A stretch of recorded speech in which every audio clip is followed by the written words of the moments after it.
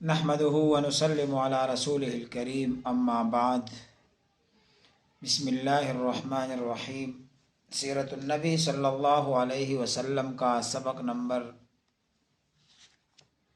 133 ہے۔ 32 میں آپ سن چکے ہیں کچھ غزوہ وہ سرایا کا تذکرہ اور صلح حدیبیہ سے پہلے جو ایک سریہ پیش آیا، سریہ عرنیین،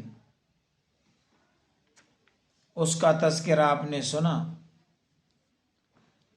اب تک جو حالات تھے مدینہ منورہ میں اور مسلمانوں کے، وہ یہ تھے کہ 6 سال ہو گئے ہیں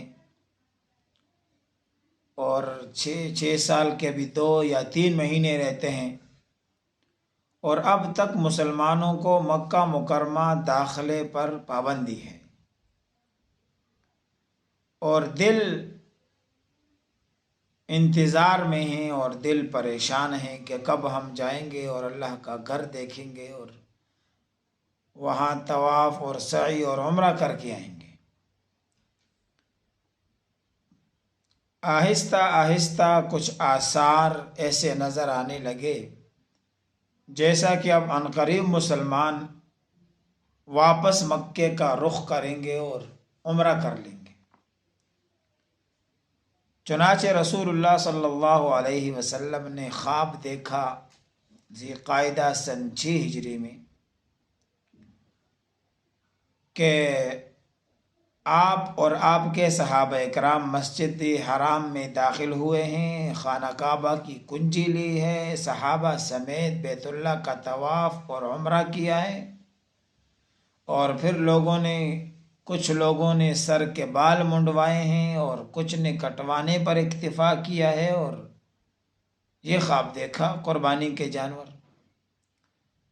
اب آپ صلی اللہ علیہ وسلم نے خواب سے یہی تعبیر سمجھی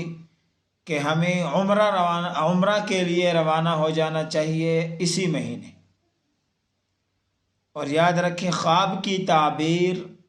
جلدی بھی ہو سکتی ہے اور دیر سے بھی ہو سکتی ہے، اور خواب کی تعبیر کبھی اچھی ہوتی ہے کبھی خوفناک ہوتی ہے۔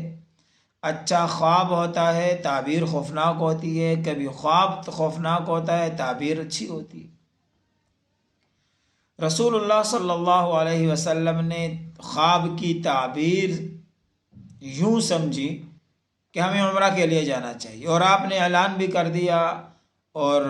تیاری بھی شروع ہو گئی اور لوگ وہ جمع ہونا شروع ہو گئے۔ لہٰذا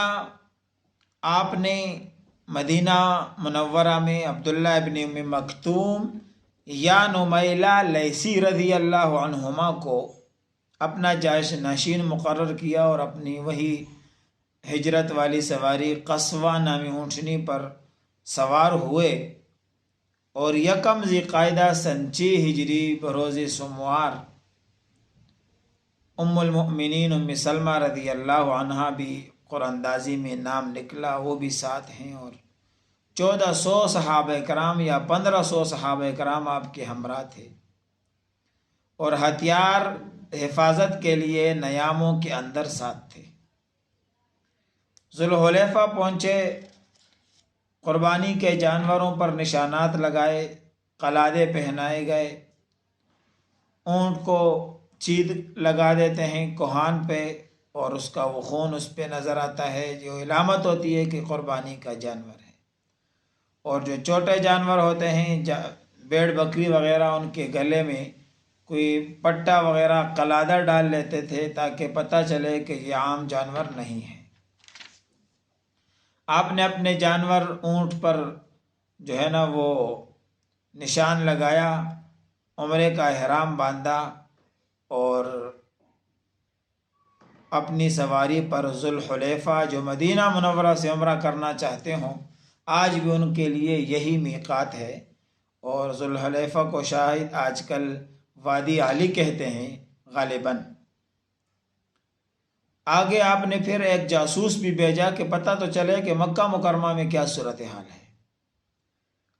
قبیلہ بنو خزاعہ کا ایک آدمی بھیجا۔ اب یہ قافلہ مدینہ منورہ سے عسفان کے قریب پہنچا اور جاسوس واپس پہنچا ان کے پاس اور اطلاع دی کہ میں کعب بن لوئی قبیلے کو اس حالت میں چھوڑ کر آیا ہوں کہ انہوں نے آپ کے مقابلے کے لیے بڑی لشکریں جمع کر دی۔ نبی علیہ الصلوۃ والسلام نے مشاورت کے لیے صحابہ کرام کو جمع فرمایا اور فرمایا کہ اب کیا کریں؟ یا تو یہ ہے کہ چڑھ دوڑیں اور ان کے ساتھ لڑائی کر کے ابھی سے فتح کر لیں، اور یا پھر یہ ہے کہ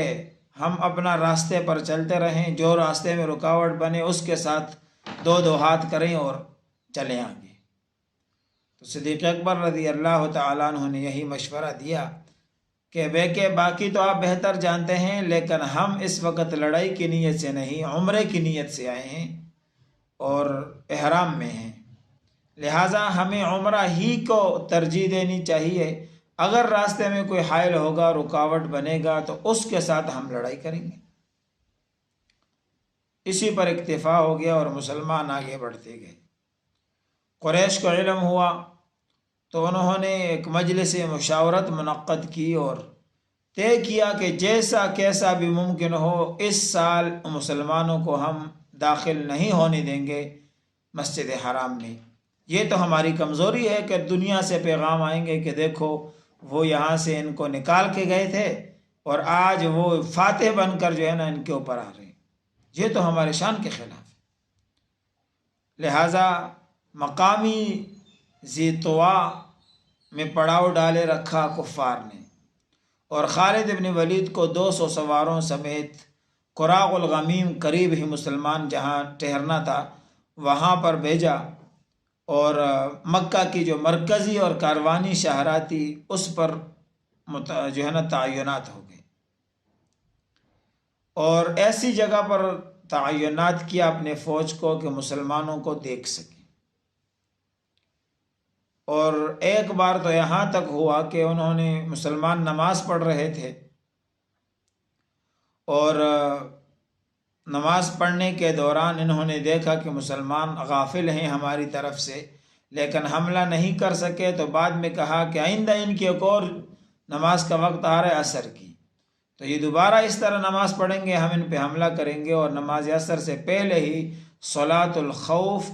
نماز کا حکم آیا،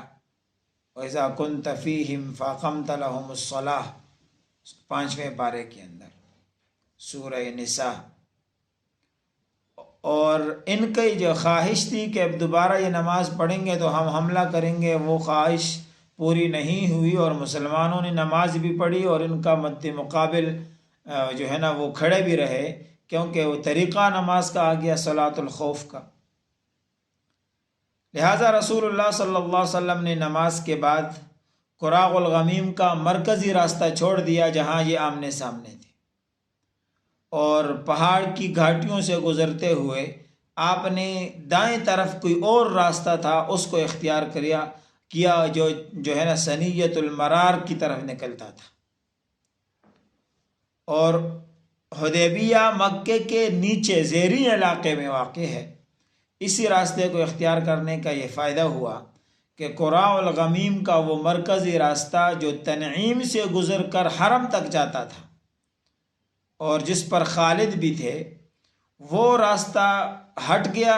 اور راستہ درمیان میں جس پہ مسلمان جا رہے تھے وہ اب متعین ہو گیا۔ لیکن چونکہ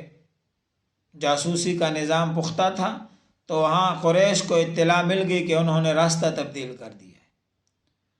لہٰذا وہ وہاں اس راستے میں بھی رکاوٹ ڈالنے کے لیے پہنچ گئے، اور جناب رسول اللہ صلی اللہ علیہ وسلم اپنی اونٹنی پر سفر برقرار رکھتے ہوئے جب ثنیۃ المرار پہنچے تو اونٹنی بیٹھ گئی۔ لوگوں نے کہا حل اٹھ جاؤ، یہ اڑ گئی ہے، تو اللہ کے رسول نے فرمایا قصوہ اڑی نہیں بلکہ اس کی یہ عادت ہی نہیں ہے، اور اس کو ہستی نے روکا رکھا ہے جس نے ابرہا کے لشکر کے ہاتھیوں کو روکے رکھا تھا۔ پھر آگے کیا ہوا، انشاءاللہ آئندہ کے سبق میں۔ وآخر دعوانا ان الحمدللہ۔